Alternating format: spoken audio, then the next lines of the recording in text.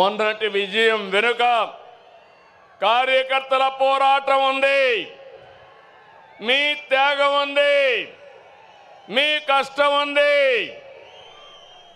విధ్వంస రాష్ట్రాన్ని పునర్నిర్మిస్తామని మన మిత్రుడు జనసేన అధినేత పవన్ కళ్యాణ్ గారు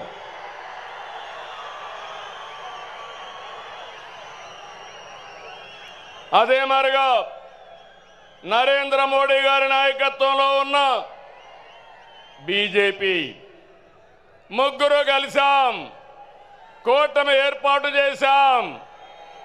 తమ్ముళ్ళు, అది చేస్తే దాని ప్రభావం అంతా ఇంత కాదని మరొకసారి విజ్ఞప్తి చేస్తున్నా. 94% స్ట్రైక్ రేట్, 57% ఓట్ షేరు, అదిరిపోయే మెజారిటీలు.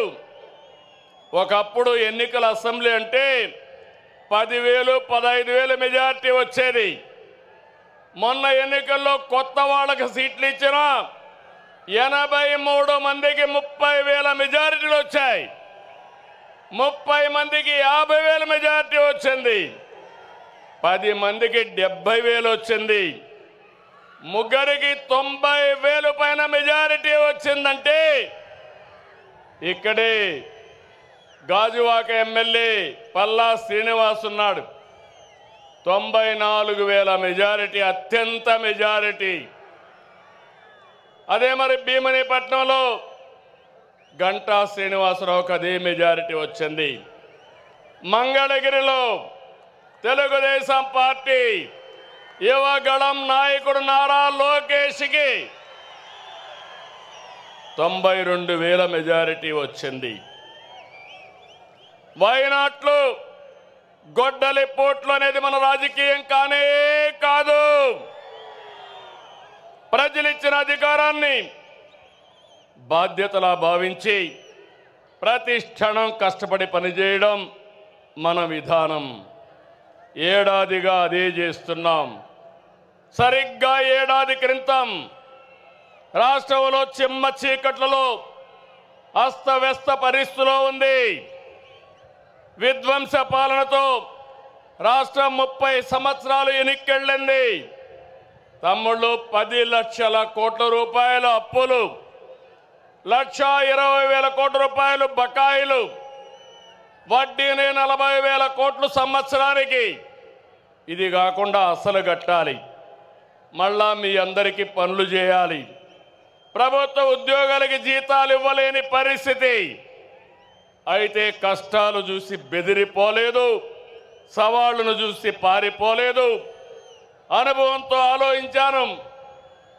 తమ్ముళ్ళు, క్లేమోర్ మైన్స్కే భయపడని నేను సమస్యలకు భయపడతానా అని మీ అందరికీ విజ్ఞప్తి చేస్తున్నా. ఆ మనోధైర్యంతోనే ముందుకు పోయాం. ఇటుక పేర్చుతూ విధ్వంసమైన రాష్ట్రాన్ని పునర్నిర్మాణం వైపు ముందుకు పోతున్నాం. ఏడాదిలో ఎన్నో సంక్షేమ కార్యక్రమాలు, అభివృద్ధి కార్యక్రమాలు చేసి మన సత్తా చూపించే కార్యక్రమంలో ముందుకు పోతున్నాం.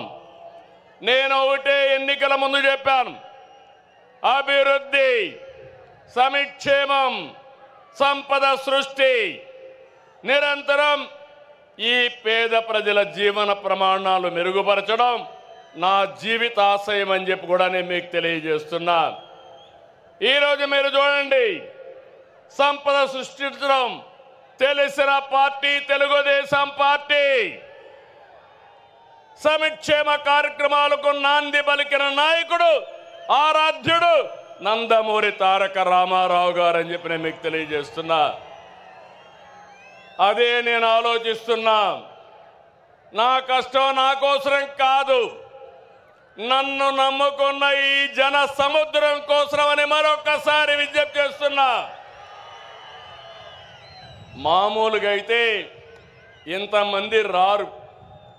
మీలో నేను చూస్తున్నా, ఇది అవుతానే పిలిచి సన్మానం చేస్తాం. కోడూరు నుంచి 60 సంవత్సరాల వయసులో సైకిల్ వేసుకొని కడప మహానాడుకు వచ్చాడంటే అది తెలుగుదేశం పార్టీ పైన ఉండే అభిమానం. వారిని చూడండి తమ్ముళ్ళు, ఇలాంటి కార్యకర్తలు ఉన్నారంటే ఈ పార్టీకి పూర్వ జన్మ సుకృతం. తమలో గట్టిగా చప్పట్లు కొట్టి అభినందించండి. ఒక స్ఫూర్తి ప్రదాత. పార్టీ అంటే ఇట్లుండాలి. మనం అందరూ ఈ మారిగా ఉంటే ఇంక వైఎస్ఆర్ కాంగ్రెస్ పార్టీకి అడ్రస్సే ఉండదు. అవునా కాదా? ఉంటామని చెప్పండి. అలాంటి కార్యక్రమాలతో ఈరోజు ముందుకు పోతున్నాం. నెల నెల పింఛన్లు ఇస్తున్నా మనం ఏ స్థాయిలో సంక్షేమం అందిస్తున్నాయో చెబుతుంది. దేశంలో ఏ రాష్ట్రమైనా 64 లక్షల మందికి పింఛన్లు ఇస్తున్నారా అని అడుగుతున్నా. సవాలు విసురుతున్నా. ఏడాదికి 33,000 కోట్లు ఒక్క పింఛన్కే సంక్షేమ కార్యక్రమాలు ఇస్తున్నాం. ఇది ఒక్క మన ప్రభుత్వానికే సాధ్యమైంది. మాటిచ్చిన విధంగా వృద్ధులకి, దివ్యాంగులతో సహా ప్రతి ఒక్కరికి కూడా 4,000, 6,000, 10,000 రూపాయలు, 15,000 రూపాయలు పింఛన్ ఇస్తున్నాం. 3 నెలల మొత్తం కలిపి ఒకేసారి ఇచ్చాం. మాట ఎన్నికల్లో ఇచ్చా, మాట నిలబెట్టుకున్నానని మరొక్కసారి మీ అందరికీ విజ్ఞప్తి చేస్తున్నా. 16,347 పోస్టులతో డిఎస్సి నోటిఫికేషన్ ఇచ్చాం. మొదటి సంతకం పెట్టాను. ఈ ఉద్యోగాలు ఇచ్చే బాధ్యత నా తమ్ముళ్ళు, యువతను ఆదుకునే బాధ్యత నాదని మరొక్కసారి విజ్ఞప్తి చేస్తున్నా. దీపం పెట్టాం, గ్యాస్ సిలిండర్లు ఇచ్చాం. దీపం 2 కింద 3 గ్యాస్ సిలిండర్లు మా ఆడబిడ్డలకు ఇస్తా. ప్రతి 4 నెలలకు ఒకసారి మీ అకౌంట్లోనే డబ్బులు వేస్తామని చెప్పి కూడా నేను మీకు తెలియజేస్తున్నా. తమిళ ఉమ్మడి రాష్ట్రంలో ఎస్సీ వర్గీకరణ తీసుకొచ్చాం. ఏబిసిడి పెట్టాం.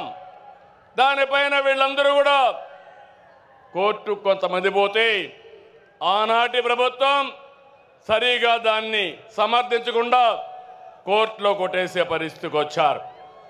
ఇటీవల మనం చెప్పింది న్యాయమని సుప్రీంకోర్టు కూడా చెప్పింది. మళ్ళీ ఎస్సీలకు ఏబిసి వర్గీకరణ తెచ్చిన పార్టీ, సామాజిక న్యాయం చేసిన పార్టీ, సోషల్ రీఇంజనీరింగ్ చేసిన పార్టీ తెలుగుదేశం పార్టీ అని విజ్ఞప్తి చేస్తున్నా.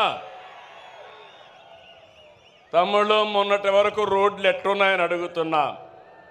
గుంతల రోడ్లు అవునా కాదా? గుంతలు పూడ్చామా లేదా అని మిమ్మల్ని అడుగుతున్నా. రోడ్లు బాగున్నాయా లేదా అని మిమ్మల్ని అడుగుతున్నా. అన్ని రోడ్లు రిపేర్ చేశాం. దీన్ని ముందుకు తీసుకుపోతామని చెప్పి కూడా నేను మీకు తెలియజేస్తున్నా.